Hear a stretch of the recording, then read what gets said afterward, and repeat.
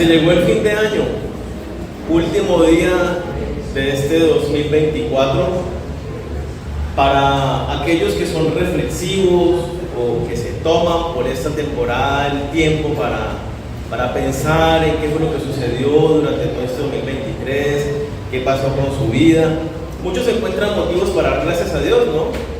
Por todos los logros, por las metas alcanzadas, por todo lo que Dios proveyó para nosotros en este 2023. Pero también muchos encuentran o encontramos aquellas cosas que no alcanzamos a hacer. De pronto alguien dijo, este año sí voy a bajar 5 kilos, y de pronto subió 2 o más. Sí, no sé. De pronto alguien dijo, este año sí voy a hacer ejercicio todos los días y empezó algunas veces y no lo logró.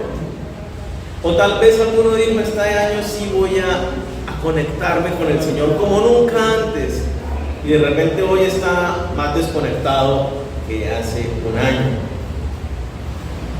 Entonces viene el 2024 y empezamos, bueno, para este 2024 sí voy a bajar los 5 kilos, bueno, ahora me tocan 7 porque eran 5 más los 2 de este año sí voy a bajar los 7 kilos, voy a hacer ejercicio, este año sí voy a empezar a hacer mi devocional. O simplemente empiezan a proyectarse en qué es en lo que desean lograr para este año. ¿Sí? Yo quiero invitarlos a que en esta mañana hagamos ese ejercicio de reflexionar, pero que no lo hagamos a nuestra manera, que no seamos nosotros plasmando nuestros propios intereses y nuestra voluntad, nuestras metas y nuestros planes, sino que dirigidos por Dios, por medio de su palabra, seamos nosotros rendidos a la voluntad de Dios y asumamos esos compromisos de lo que Dios ya ha venido hablando a nuestras vidas en las diferentes áreas de nuestra vida, para que hagamos el compromiso de crecer con el Señor en este 2024, de alcanzar esas metas y sus propósitos, pero de la mano de Dios. Que empecemos el 2024 confiados en la perfecta voluntad de Dios para nuestras vidas. Así que, si le preguntáramos a Jesucristo esta mañana aquí con nosotros, Maestro, para este 2024, ¿por qué cosas debemos orar? Yo creo que la respuesta la encontramos en un pasaje donde los discípulos le hicieron esta misma pregunta a Jesucristo, le dijeron, enséñanos a orar. Y lo encontramos en Mateo 6, vamos a leer solamente versículos 9 y 10. Es cuando Jesucristo le enseña a orar a sus discípulos, a nosotros. Y este pasaje nos muestra qué es lo que debe ser prioritario, independientemente de las circunstancias, de la época que estemos viviendo, qué es lo prioritario, lo más importante en nuestras oraciones. Y entonces Jesucristo nos responde de esta manera: vosotros pues oraréis así: Padre nuestro que estás en los cielos, santificado sea tu nombre.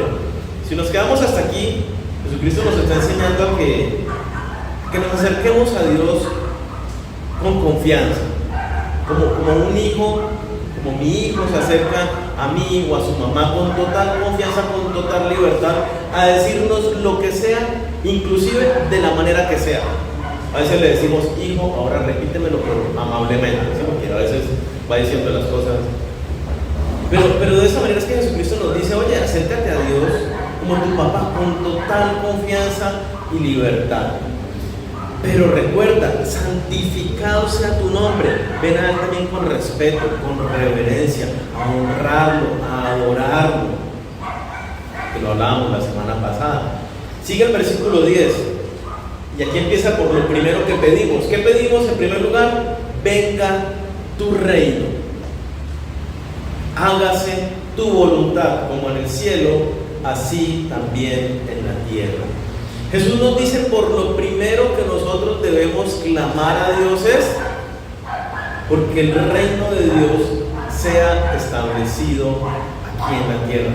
Venga tu reino. Clamar a Dios para que su reino sea establecido en nuestras vidas. que el gobierno y la autoridad de Jesucristo sean una realidad constante en cada uno de nosotros, y como que cada uno de nosotros fuera territorio donde Jesús es el que realmente gobierna, que nuestras vidas sean realmente rendidas a Él como el Señor, para nosotros rendirle obediencia, clamar a Dios para que sean sus intereses y no los míos aquellos que priman en mi vida, porque Él es el que está reinando, Él es el que está gobernando. Y entonces no son las cosas a mi manera, sino a su manera. Y entonces para este 2024 Jesús nos dice, oye, que sea Jesucristo reinando en tu vida genuinamente. ¿Has estado usurpando el trono? ¿Has estado tú haciendo lo que te parece en algunas áreas de tu vida? Entonces Jesús nos dice que el reino de Dios se ha establecido en primer lugar. Pero por otro lado también nos dice, el establecimiento del reino no solamente va a ser en mi vida, sino una petición egoísta. Y eso no nos lo enseña esta oración. Entonces empezamos a clamar a Dios también para que su reino sea establecido en las vidas de las personas que están a nuestro alrededor, que aún no han tenido la salvación por medio de Jesucristo. Hay muchas personas, tal vez al interior de tu misma familia, en tu círculo cercano, de amigos, de vecinos, compañeros de trabajo, de estudio, que no tienen la salvación. Y entonces nuestro clamor es para con Dios: Señor, yo quiero ser mi instrumento en tus manos para el establecimiento de tu reino. Úsame como un testigo fiel para llevar tu palabra, el mensaje del Evangelio, a aquellos que están junto a mí, por lo menos, que no te conocen aún. Y estar dispuestos para ir más allá, aquellos que nosotros ni siquiera conocemos.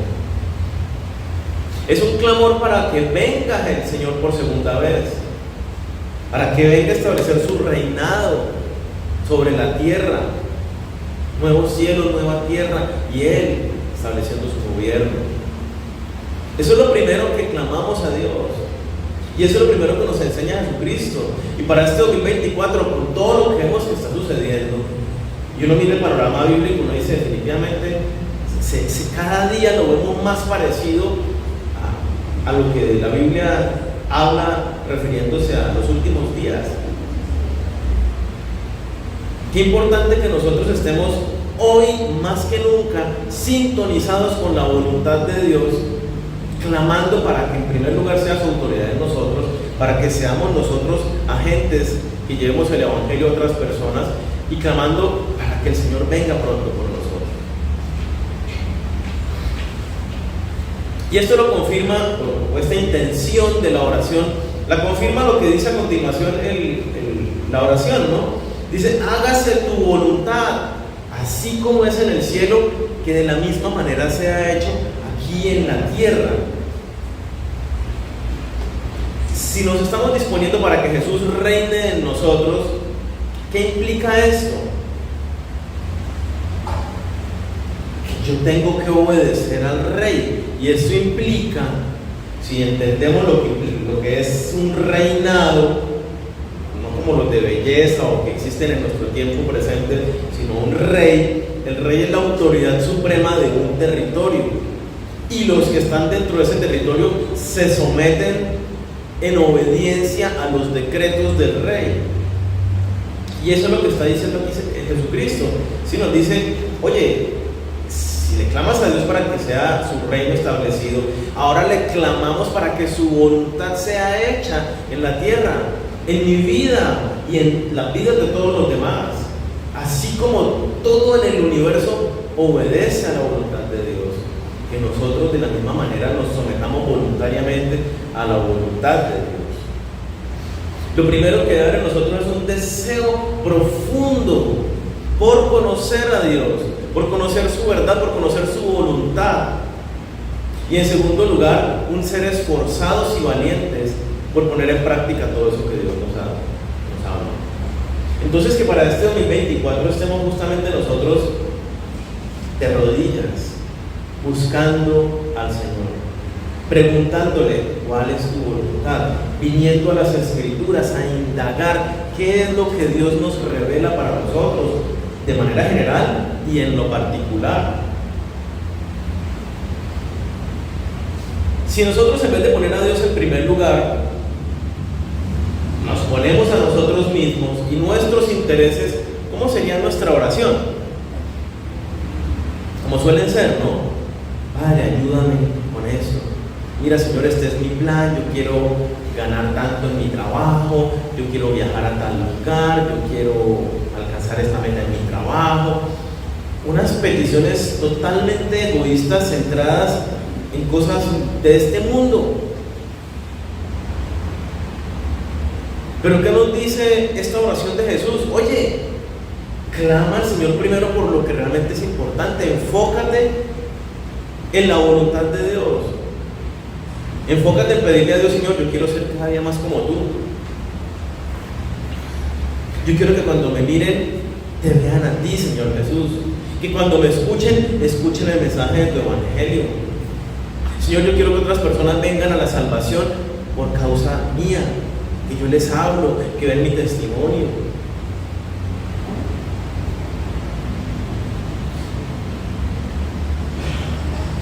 Necesitamos rendir en este 2024 nuestras vidas al Señor. No en la teoría, sino cada día más en la práctica. Dios está llamándonos. Nos está llamando a que tengamos una mayor intimidad con Él.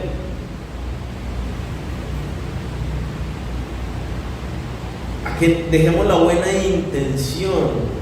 A que pasemos de una rutina devocional a una intimidad genuina con el Señor, donde experimentemos su presencia, donde su voz llegue a lo profundo de nuestro corazón y seamos transformados, que experimentemos en lo cotidiano el poder del Espíritu Santo para controlar nuestros propios deseos, justamente, que no antepongamos nuestra voluntad a la de Dios, sino que tengamos ese dominio y vivamos en ese gozo del Señor. Entonces miremos algunos aspectos de los por cuales es importante someternos a la voluntad de Dios, ¿cierto? ¿Por qué buscar y someternos a la voluntad de Dios? Vamos ahí mismo en Mateo, pasen la hoja. Mateo 7, versículo 21.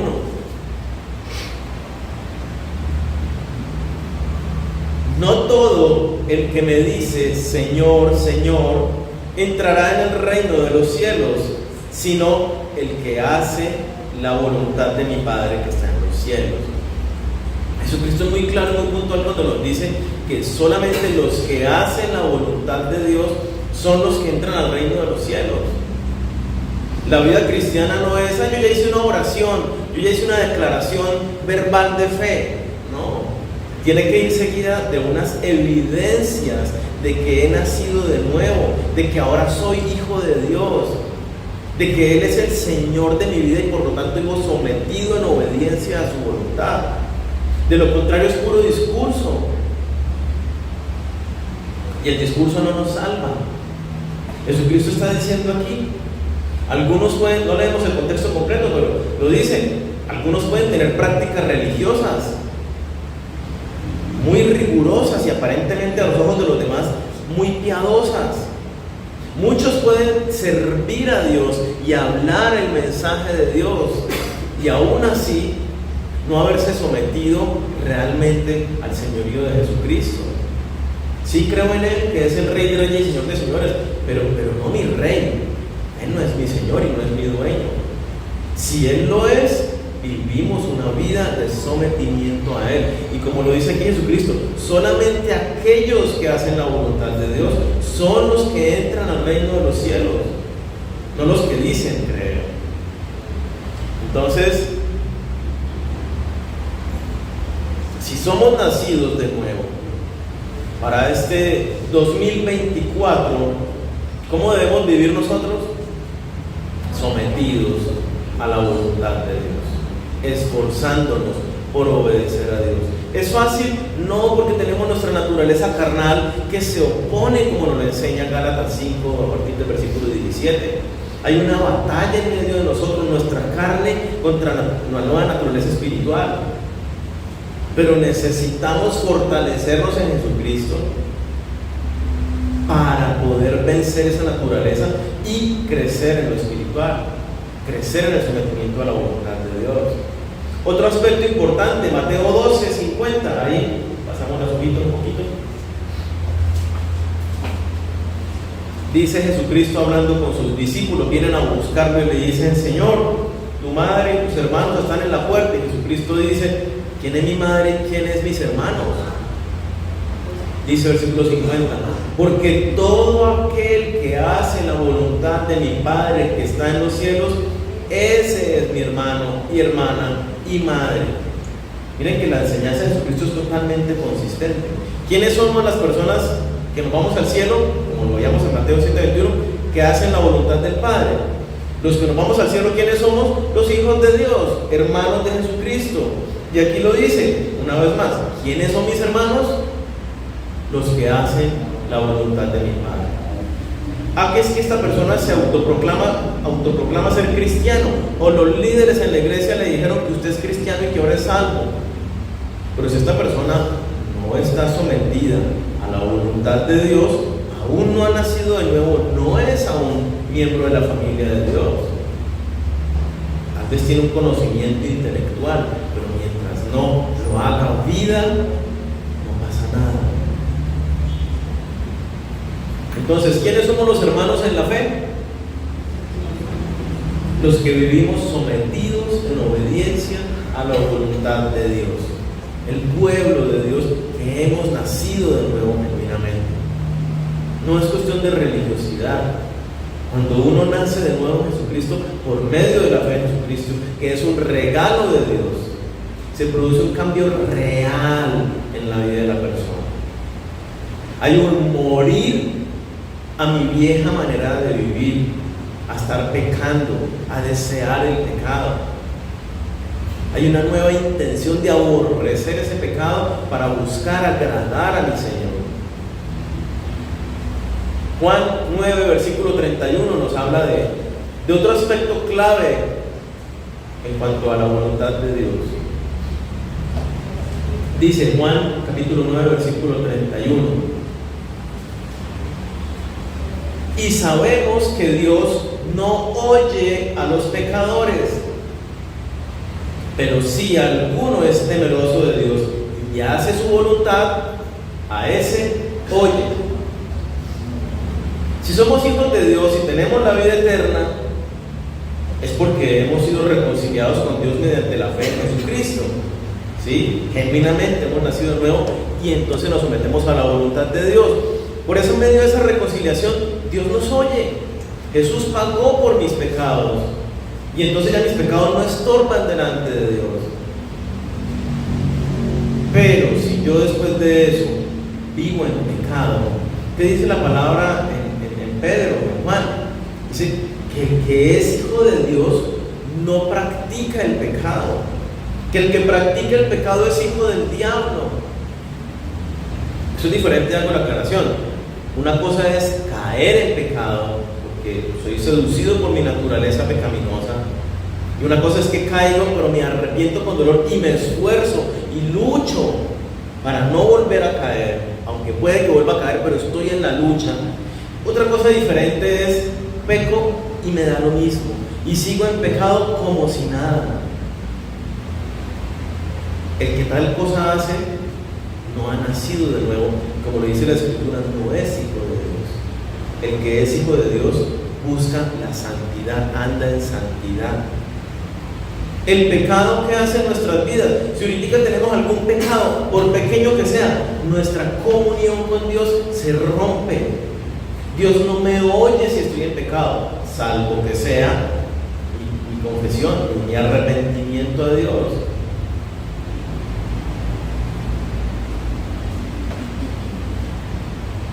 Si nos confesamos, dice la palabra, Dios es fiel y justo para perdonarnos y limpiarnos de toda maldad. Entonces, si nosotros andamos sometidos a la voluntad de Dios, si estamos buscando obedecerle, apartarnos del pecado, pues ciertamente Dios nos oye.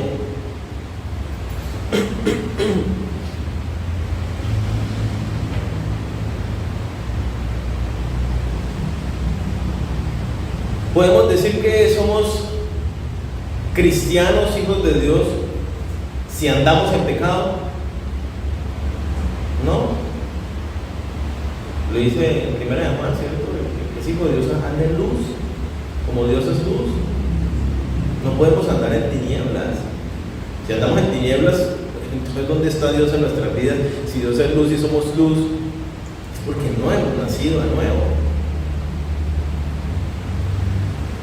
Entonces, dicho en otras palabras, si miramos estos 3 versículos, pudiéramos ver muchísimos otros que son consecuentes.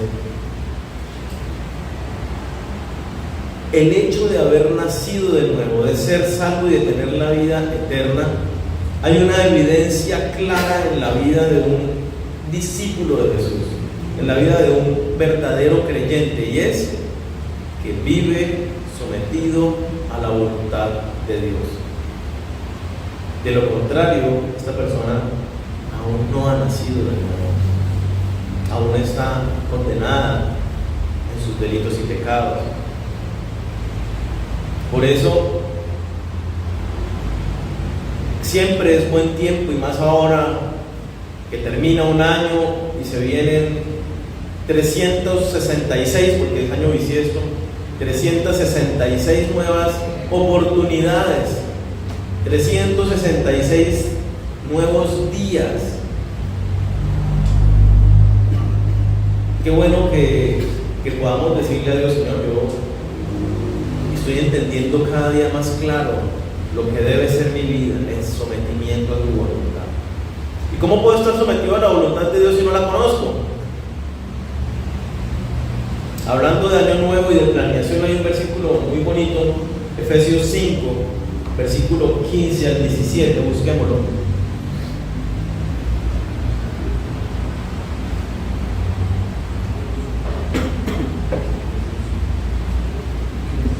Dice: mirad pues con diligencia cómo andéis, no como necios, sino como sabios, aprovechando bien el tiempo, porque los días son malos.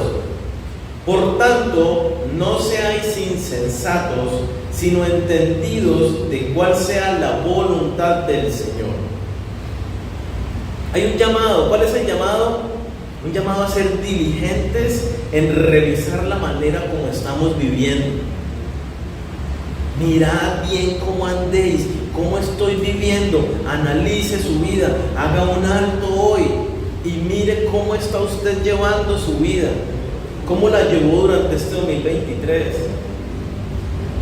Vea, y no sea insensato, no sea necio. El tiempo no está como para uno perderlo. Ande como sabios. Y entonces, como dice, entendidos. ¿De dónde va a venir esa sabiduría, ese entendimiento? En el conocer cuál es la voluntad de Dios, nos dice allí.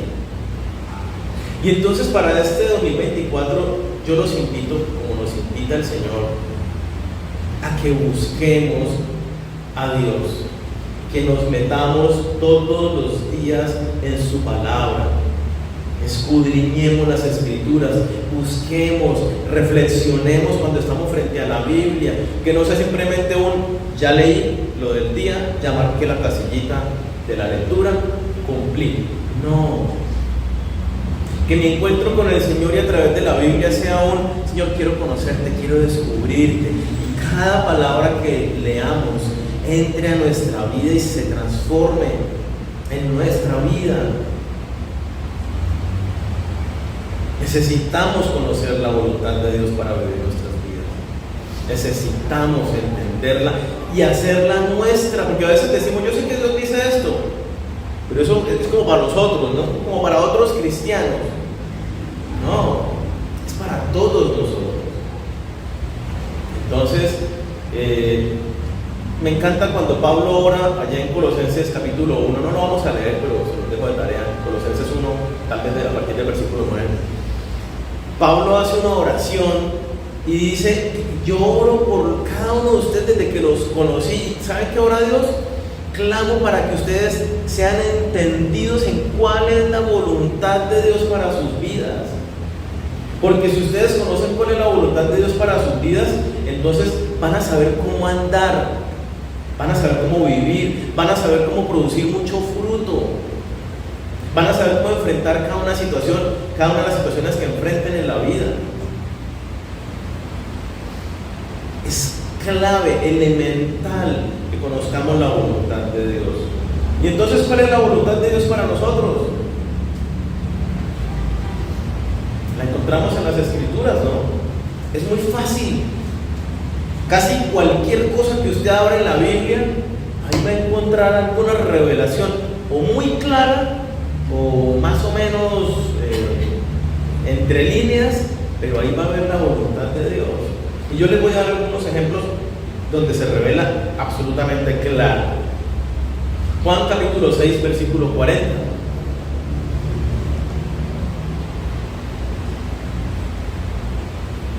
Y esta es la voluntad del que me ha enviado. O sea, más claro, no se puede verlo. ¿Cuál es la voluntad de Dios Padre que envió a Jesucristo? Y esta es la voluntad del que me ha enviado: que todo aquel que vea al Hijo y cree en Él tenga vida eterna, y yo le resucitaré en el día postrero. ¿Cuál es la voluntad del Padre? Que muchos procedan al arrepentimiento, crean en Jesucristo y alcancen la salvación. ¿Cuál es la voluntad del Padre? Que muchos sean salvos. ¿Es eso absolutamente claro? Lo entendemos por un versículo tan claro como este que nos dice: esta es la voluntad de Dios. Pero lo entendemos por muchos otros, como por ejemplo Marcos 16:15, que nos dice un mandato, una orden. ¿Qué nos dice? Vaya y predique el Evangelio a toda criatura. Si miramos Romanos 1:16, no me avergüenzo del Evangelio porque es poder de Dios para salvación. La predicación del Evangelio es donde radica el poder para la salvación, y somos enviados a predicar el Evangelio. Es muy claro que la voluntad de Dios para el mundo y para nuestras vidas, ¿cuál es? Predicar el Evangelio para que muchos sean salvos. Entonces vale la pregunta: ¿yo estoy predicando el Evangelio a otras personas?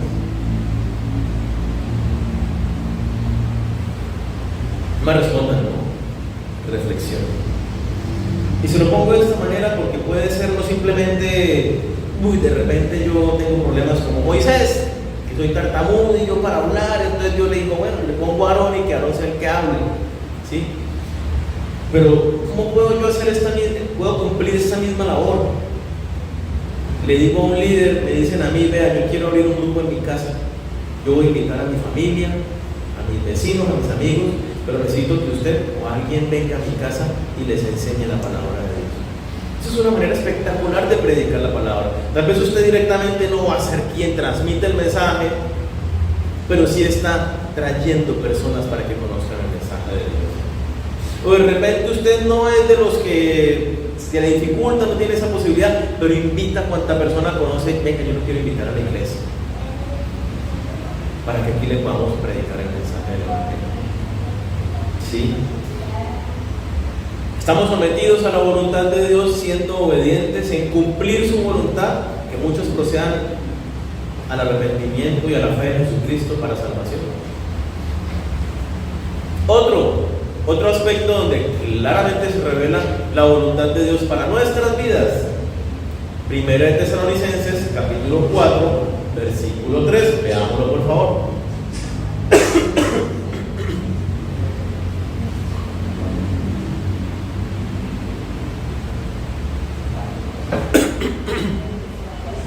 Primera de Tesalonicenses 4:3 dice: pues la voluntad de Dios es vuestra santificación, que os apartéis de fornicación. ¿Cuál es la voluntad de Dios para nuestras vidas? Claramente revelada: que andemos en santidad. ¿Qué quiere decir que un hijo de Dios ande en santidad? Que nos apartemos de cualquier conducta de pecado, que nos apartemos de todo aquello, personas, lugares, hábitos, todo aquello que me aleje de Dios, que me aleje de obedecer a Dios, que me lleve por un camino de egoísmo y no de sometimiento a su voluntad. Es aborrecer el pecado que tal vez antes disfrutaba practicar, aborrecerlo, ya no lo quiero, lo detesto, me aleja de Dios, rompe mi comunión con Dios, no quiero, aunque la carne diga sí quiero. ¿Cuál es la voluntad de Dios? Y la voluntad de Dios es por nuestro bienestar, que nos santifiquemos, que seamos santos, puros, limpios. ¿Por qué? ¿Qué dice la palabra? Sin santidad nadie verá a Dios. Hay un mandato: sed santos porque yo soy santo. No podemos venir a la presencia de Dios con pecado, pero es un pecadillo chiquitico, te contamina, no puedes venir a la presencia de Dios. Necesitamos entonces, para este 2024, ¿cómo vamos a vivir? ¿Buscando darle rienda suelta a nuestros deseos carnales? ¿O vamos a hacer un esfuerzo consciente, intencional en Espíritu Santo, muéstrame en dónde estoy yo alejado, en dónde no estoy yo caminando en obediencia, sino todo lo contrario, estoy sucio, metido allá en el pecado, porque quiero estar en santidad? Y que trabajemos y hagamos un plan de acción para alejarnos de todo aquello que nos aleja de Dios, un plan para mantenernos en santidad.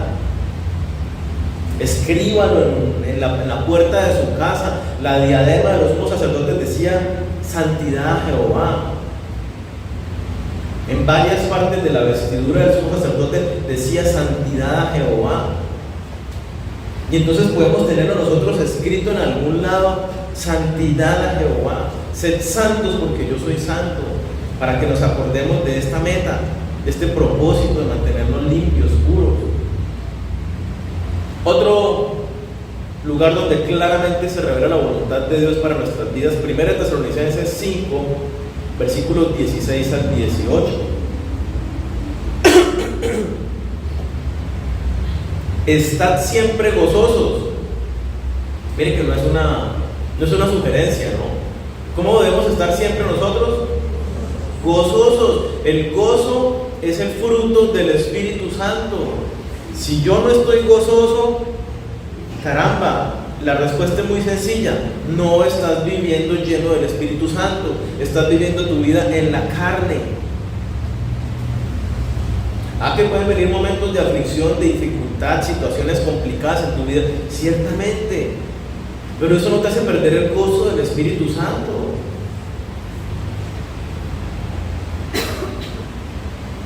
Estad siempre gozosos, es decir, vivan siempre llenos del Espíritu Santo, sometidos en santidad y intimidad con Dios. Orad sin cesar. ¿Cómo debemos orar? Iba a decir, y César se salió.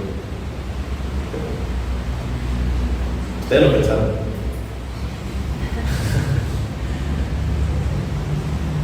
¿Qué quiere decir esto? Que nos mantengamos en una intimidad con el Señor. No es que no paremos de orar nunca porque tenemos que trabajar, tenemos que hacer cosas que requieren que nuestra concentración esté en otras situaciones. Pero la voluntad de Dios es que habitemos en su presencia, que todo se lo digamos a Él, toda aflicción, toda alegría, toda dificultad, todo lo hablemos con Él, que como nos mostraba Jesucristo mismo, que estemos anhelando y diciéndole: Señor, a mí me cuesta buscar primero tu reino, Señor, a mí me cuesta someterme a tu voluntad, Señor, y yo prefiero hacer esto y esto y esto antes que buscarte en oración, antes que ir a la iglesia y tener comunión con mis hermanos. Abrir nuestro corazón con total transparencia, pero diciéndole: pero yo quiero someterme, necesito tu ayuda. Versículo 18: dad gracias en todo, porque esta es la voluntad de Dios para con vosotros en Cristo Jesús. ¿Cuál es la voluntad de Dios? Que estemos gozosos, que oremos siempre y que demos gracias por todo. Esto implica oye, abre los ojos y date cuenta que toda dádiva y don perfecto desciende de lo alto. Todo lo bueno que tú tienes en tu vida, yo te lo he dado, nos dice Dios.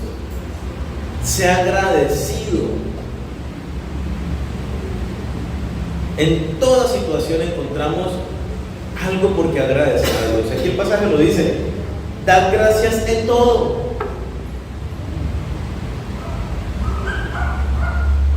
Y encontramos la voluntad de Dios en pasajes que no son tan directos como estos que nos dicen esta es la voluntad de Dios, sino, les voy a poner un ejemplo. Vamos a Mateo 6, versículo 19 al 21, y ahí encontramos claramente cuál es la voluntad de Dios para nosotros.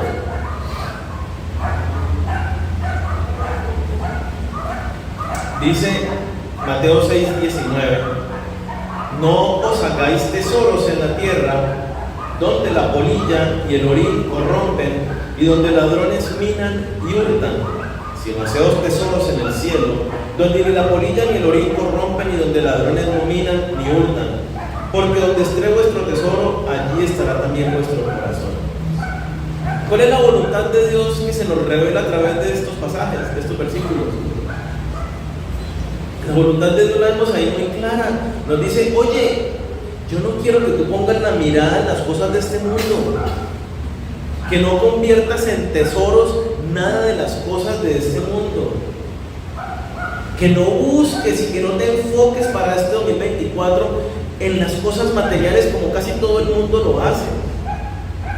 Que tu tesoro sea lo espiritual, lo celestial. Como dice el Salmo 19, la palabra de Dios es más valiosa que mucho oro. Es más sabrosa que la miel pura que destila el panal. Que hagamos de la palabra de Dios, que hagamos de nuestra búsqueda de Dios nuestro tesoro. Que no amemos al mundo ni nada de lo que en él hay. Si bien es cierto, tenemos que trabajar para el sustento, que no sea nuestra meta buscar plata y cosas materiales. Porque esas cosas, si siguiéramos leyendo ahí el pasaje, dice Dios, todo eso viene por añadidura. Son las añadiduras que yo te doy cuando tú pones en primer lugar a Dios y el establecimiento de su reino. Ahí lo pueden leer hasta Mateo 6:34 y lo habla clarito. Entonces, ¿cuál es la voluntad de Dios? Que yo busque por sobre las cosas materiales a Dios y el establecimiento de su reino. Que en este 2024 mis metas sean con Él, mi crecimiento espiritual, el obedecer en aquellas áreas que Dios ya me ha hablado y no he obedecido hasta el día de hoy, y seguir obedeciendo las que sí estoy obedeciendo. Y así cualquier cantidad de pasajes. Usted abre la Biblia y encuentra qué dice Dios para tu vida. Mujeres, ¿qué le dice a la mujer a Dios? Sométanse a sus maridos como al Señor, porque esto es agradable. Ahí lo encuentran en Colosenses 3, Efesios 5, dice lo mismo de manera diferente. Hombres, amen a sus esposas como al Señor, o como lo dice Efesios, amen a sus esposas como Cristo amó a la iglesia. ¿Cuál es la voluntad de Dios para mí como varón respecto a mi esposa? Que la ame con un amor sacrificial, entregado, no cómodo. Esa es la voluntad de Dios clara para mi vida. Y entonces para este 2024 yo tengo que hacer ajustes en mi vida conformes a la voluntad de Dios en mi aspecto familiar. En qué clase de esposo soy, en qué clase de varón estoy siendo. ¿Soy un varón de Dios conforme a la palabra de Dios? ¿O soy un varón conforme a los estándares de esta cultura? La palabra de Dios es muy clara en cada una de las áreas de nuestra vida. Y entonces nuestro sometimiento a la voluntad tiene que ser en cada uno de los aspectos que Dios nos habla, en todo. Tenemos el ejemplo de Jesús, ¿no? Lucas 22:42. Hoy vamos a celebrar la Santa Cena y justamente antes de que Jesucristo fuera arrestado y llevado a la cruz, Él hace una oración allí al Padre, ¿no? Y dice la palabra que suda gotas de sangre de la angustia que estaba experimentando en ese momento. Y le dice, versículo 42, diciendo: Padre, si quieres, pasa de mí esta copa, pero no se haga mi voluntad, sino la tuya. ¿Cuál es la copa que Jesús iba a beber? La copa, cuando vemos a lo largo de las Escrituras, la copa es la ira de Dios, es el juicio de Dios derramado, y se describe como la ira de Dios.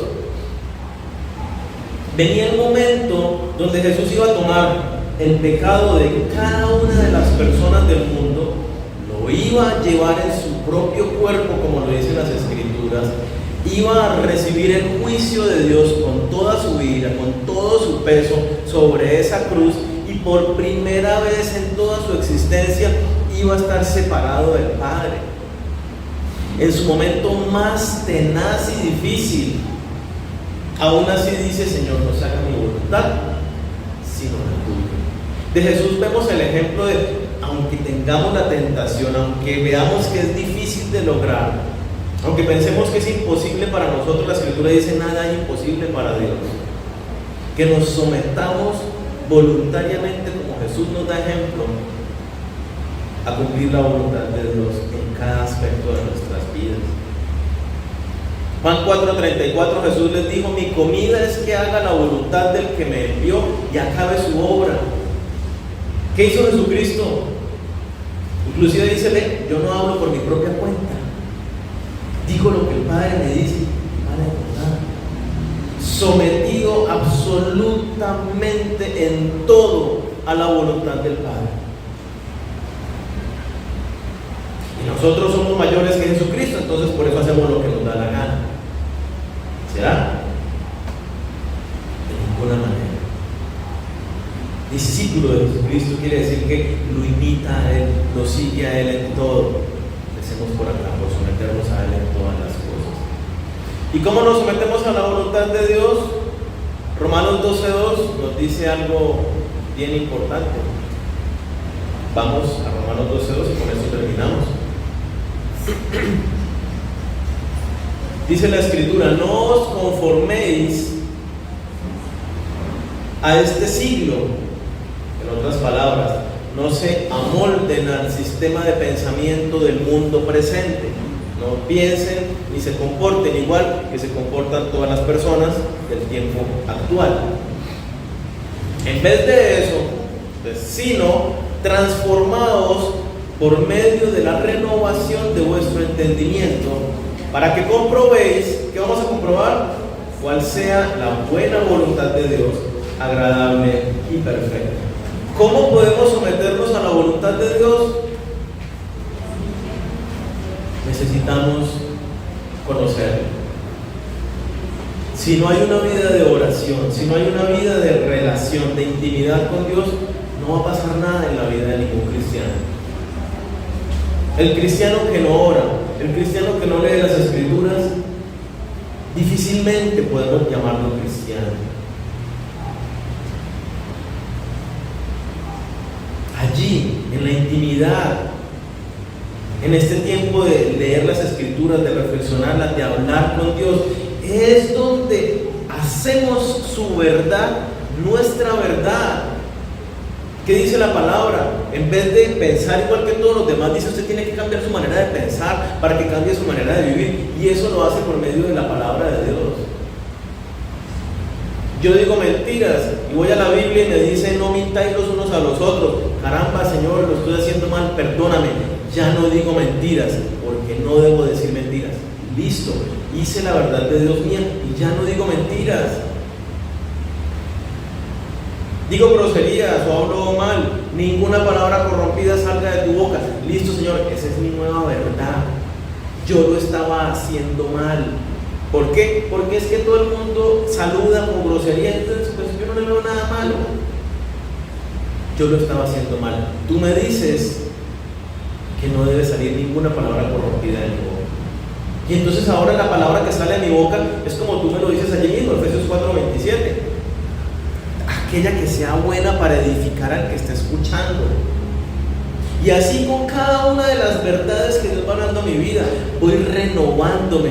Y entonces empiezo a vivir, el ejemplo que les daba ahora de la relación de pareja, yo empiezo a tratar a mi esposa como Dios me dice que la debo tratar, y compruebo en la respuesta de mi esposa, en amor, en entrega a mí, porque yo empecé a obedecer al Señor. Veo la bendición en mi familia, en mi relación de pareja, por empezar a poner en práctica las verdades de Dios.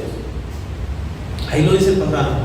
Cuando yo conozco la verdad de Dios, la hago mi verdad y soy transformado.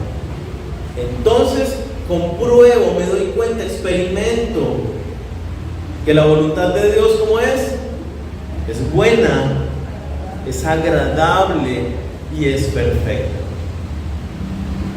Pongámonos en las manos de Dios para que este 2024 nosotros estemos experimentando lo que es bueno, lo que es agradable y lo que es perfecto para nuestras vidas.